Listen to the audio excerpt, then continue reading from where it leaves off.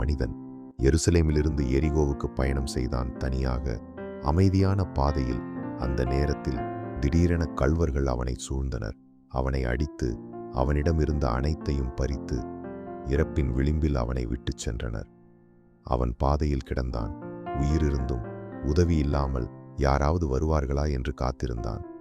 ஒரு ஆசாரியன் அந்த வழியாக வந்தான். அவனை பார்த்தான். ஆனால் அவனை தவிர்த்து உதவி செய்யாமல் சென்றான். அடுத்ததாக ஒரு லேவியரும் வந்தான். அவனை நின்று பார்த்தான். ஆனால் உதவாமல் விட்டு சென்றான். மூன்றாவதாக ஒரு சமாரியன் அந்த வழியில் வந்தான். அவன் அவனை பார்த்தவுடன் அவனின் இதயம் இரக்கத்தால் நிரம்பியது. அவன் நின்றான். அவனிடம் சென்று அவனின் காயங்களை சுத்தம் செய்து எண்ணெயும் திராட்சை ரசமும் ஊற்றி அவன் காயங்களுக்கு கட்டுகள் போட்டு அவனை தனது கழுதையின் மீது ஏற்றி பாதுகாப்பாக ஒரு விடுதிக்கு கொண்டு சென்றான். இரவு முழுவதும் அவனுடன் இருந்தான். அவனை தனியாக விடவில்லை.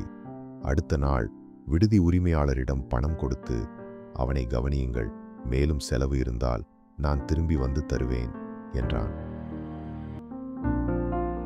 பின்பு இயேசு, இந்த 3 பேரிலும் கள்வரால் காயமுற்ற மனிதனுக்கு அன்பு காட்டியவன் யார் என்று நீ எண்ணுகிறாய் என்றார். நியாயசாஸ்திரி, அவனுக்கு உதவியவன்தான் என்று பதில் சொன்னான். இயேசு அவனிடம், நீயும் சென்று பிறருக்கு அவ்வாறே செய் என்றார்.